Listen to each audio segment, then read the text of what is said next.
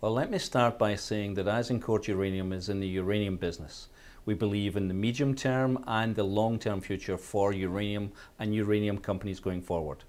So as recognizing that fact, Azincourt wanted to grow its business model.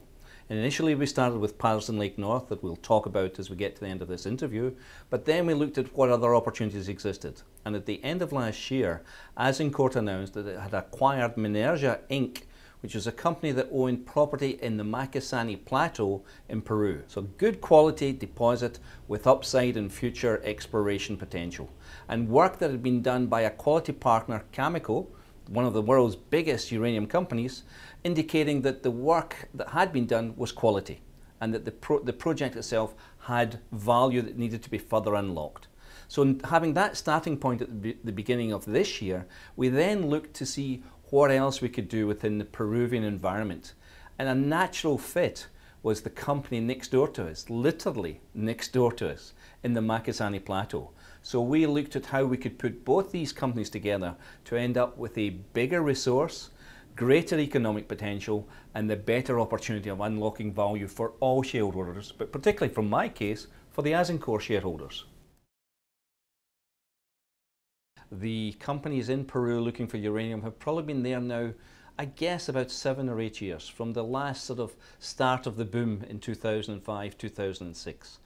The Peruvian authorities have worked hand in hand with Ted O'Connor, the CEO of Azincourt Uranium, to develop their thinking and processes in terms of legislation that's necessary to ensure uranium mining can take place.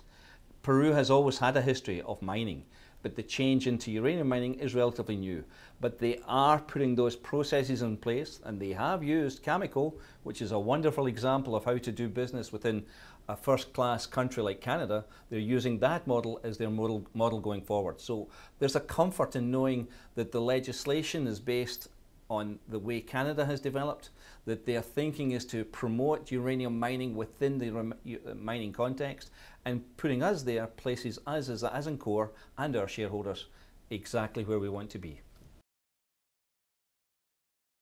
The genesis of Azincourt Uranium was the PLN property. It came about as a joint venture with our friends in Fission, now Fission 3, and it was a property that they liked from day one. This was not a land grab.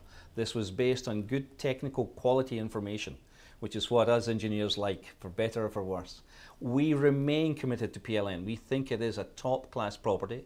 The work that we've done to date, which has so far earned us 10% of the joint venture, leads us to believe that the next phase, which is a further 10%, is well worthwhile progressing. And in fact, today we announced via a press release that we're moving forward quickly in advance of the original program to take phase 2 into further exploration activity. So for us, Patterson Lake North, still top of the pops.